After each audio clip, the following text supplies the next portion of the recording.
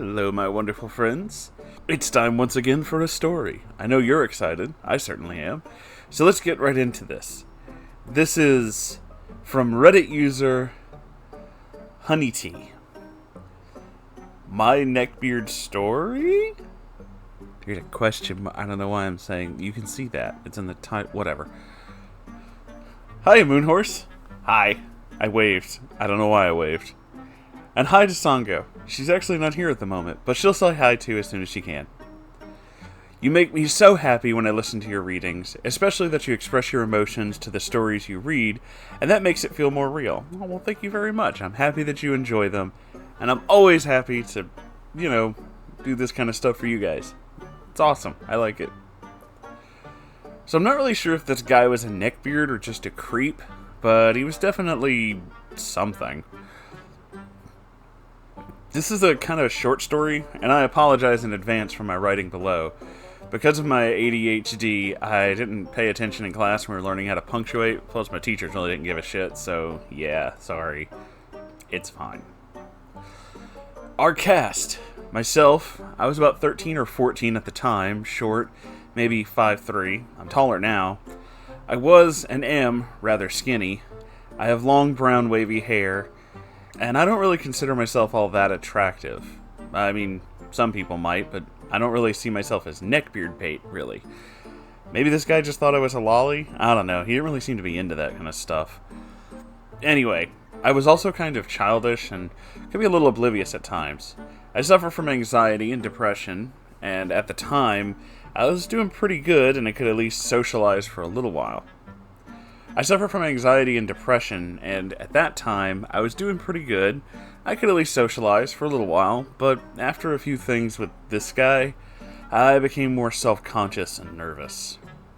Currently, I can really hate my appearance, and at school, if I don't have or want to, I really won't speak to anyone. I know that not all of that is this guy's fault, but I kind of feel like he had a hand in it, you know? Sebastian, or Seb for short. 16, if I remember correctly, and at the time, he was very tall, to me, but in hindsight, he's probably like 5'9". He wasn't overweight, but he was on the heavier side. He had straight black hair, a bit of a speech impediment. You could understand him, but at certain times he would lisp. He wasn't really your typical neckbeard. He wasn't really creepy, and was normally kind of nice in the beginning. I thought he was a friend. Kind of like an older brother, you know? He did like anime, but he was never really creepy about it. He'd make a comment like, oh, that anime girl's hot from time to time, but, I mostly agree, because, he's kind of right. Connor. He's a minor mention in this story, but he's pretty important to the end of the story. He's a trans boy, female to male. Cool. Anyway, enough of that rant. On to the story. So the story was a few years ago. I was about 13, 14. I'm not really sure. I'm 16 at the time, and I can't remember what period in school I have next, so, For a little context, my mom was a teacher for a private school for those with dyslexia, ADHD, all kinds of things. I started at a summer program where the first half of the day you took these 2 school classes that you struggled in most. That's how I ended up meeting this guy and we could hang out with each other. The summer program took the kids to a bay or a beach or something. It's summer and it's hot. I was just kind of hanging out, playing in the water. I'd heard of Seb because my mom said I might be able to make friends since he was kind of antisocial as well. She didn't really force the idea, she just kind of mentioned it, So he comes up to me and asks what I'm doing, and after that we just kind of clicked. And we started hanging out more and more. First thing he did was tell me that I needed to wear a bra because I didn't wear one. That's creepy. I was flat as a board, kind of still am, so I didn't really see it as a necessity. It's okay if a guy's nips show, but it's weird if a girl's do. Yeah, it's kind of double standard. I see where you're coming from with that. It made me really upset later when I was home and I thought about what he said. I got really self-conscious about it later on, and I still kind of am today. I freak out at the thought of going outside my house without one on, and It also gave me a reason to dislike my appearance. It's really fucked up, man. You shouldn't feel that way. This guy just sounds like he's being creepy. I'm a little better, but back then I was just really angry at my body. Fortunately, I didn't hurt myself or anything about it. I just, had another reason for me to not like myself. After that, I was a little weary around him, but I still thought of him as a friend. I don't think he meant that maliciously, but then came the texts. See, he would start to text with a few more suggestive tones. Nothing really overtly bad, but it did make me really uncomfortable. Stuff like, you're pretty, or you're so cute. Now, I didn't really see these as, really awful or anything. I didn't know what a neckbeard was, so I didn't really know what the red flags were to avoid them. Then we got to the more uncomfortable comments. He would say things like, you have a cute butt, and just gross stuff like that. Fortunately, it only escalated a little higher for me. I'll get into the other person in a little bit. While I was a bit oblivious, I knew exactly when to draw the line. I texted Seb, I think, 3 more times. I sent long texts telling him to cut this shit out because I'm not okay with it. He said okay, but sometimes even the next day he continued to just, say what he was going to say. He'd sometimes just pick me up and hug me. I'm okay with physical contact, it's my way of showing affection. Kinda needs to be consensual though, like, seriously. I would tell him that he needs to stop, and most of the time he would, but that would make anybody uncomfortable. Throughout all this, I really hadn't told my mom much of what was happening. I just felt like I couldn't, since she was in charge of like 300 kids at this summer camp. Not to mention, she had just had a mastectomy in both breasts due to having breast cancer. Oh my god, I'm so sorry.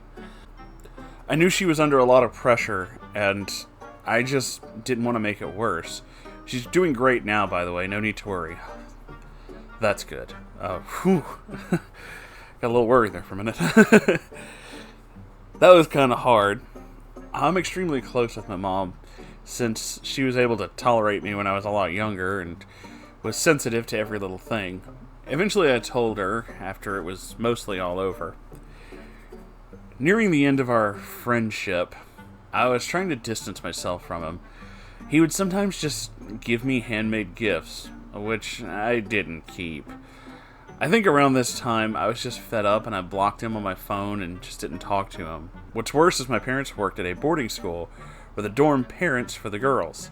But thanks to my luck, Seb went to the same school the next year, so I would be stuck in encountering him. And now for the end of this little tale. It was around the end of the school year, and I hadn't seen much of him, thank God. One day I'm with my phone in the living room when my mom comes downstairs talking on her phone. She seemed kind of upset, so when the call ended, I asked, what's up? And what I was told both did and did not surprise me, honestly.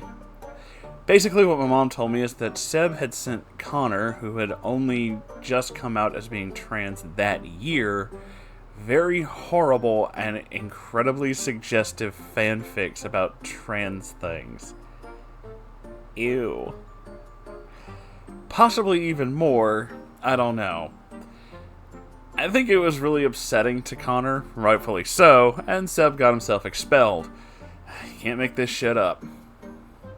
Next year I went to the boarding school and became friends with Connor, and while he didn't talk about that, even Connor wasn't in the best mental state, or at least had mental issues like being bipolar. That's just kind of what I remember.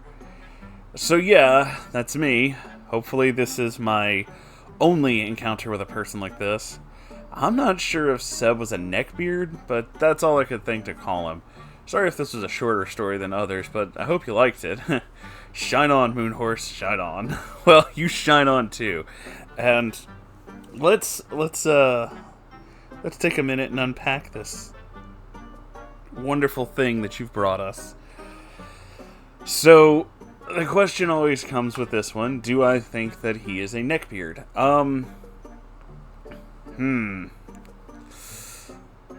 He doesn't have a lot of the stereotypical neckbeard traits, or at least not that I've heard from this.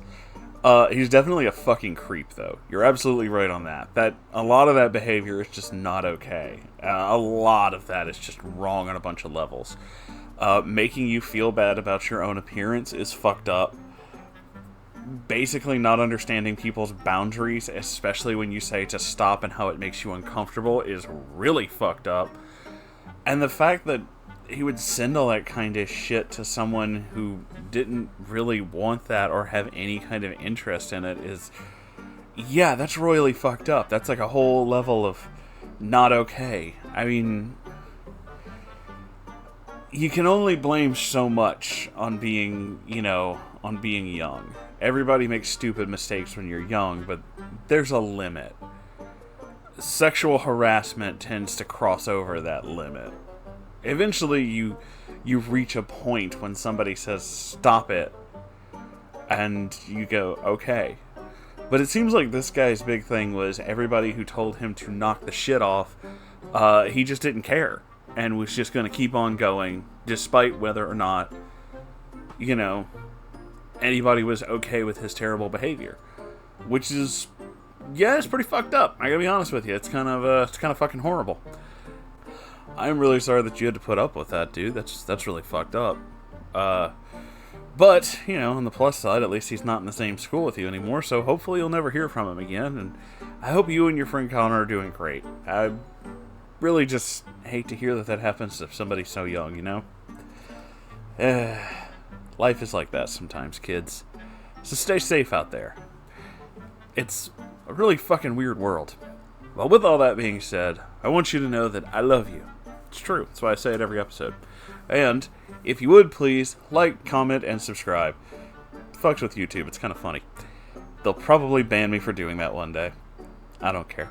Let's keep doing it anyway. If you would, please make sure to donate to Patreon or buy something from the merch store. Keeps the lights on in here. Make sure I can keep doing this stuff for you guys. There is a live stream every Saturday. I'm realizing that a lot of you don't know that, so I'm going to have to start talking about that more. And if you have your own story, you can send it to r/Moonhorse Stories. I check it every day, so I'll be sure to see it. I think that's it. Thank you all for being here. I love you all so very, very much. Take care of yourselves out there, and I'll see you in the next episode. Okay, goodbye.